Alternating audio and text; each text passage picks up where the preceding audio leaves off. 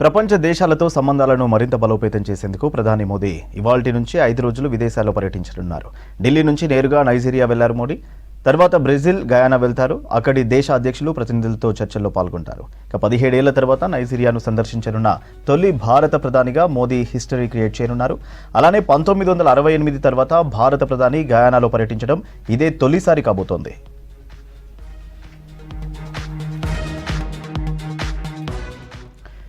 Nigeria అధ్యక్షుడు బోలా అహ్మద్ టినుబు ఆహ్వానం మేరకు రేపు మోదీ ఆ దేశంలో పర్యటించనున్నారు.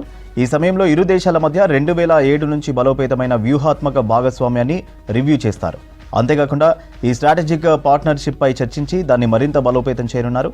ఆర్థిక, ఇంధనం, రక్షణ సహకారాలపై కూడా చర్చలు జరుపుతారు.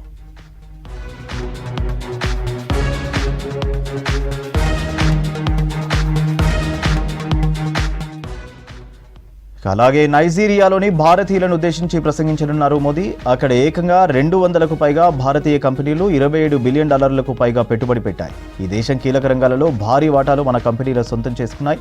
వారందరినీ ఉద్దేశించి మోదీ మాట్లాడనున్నారు.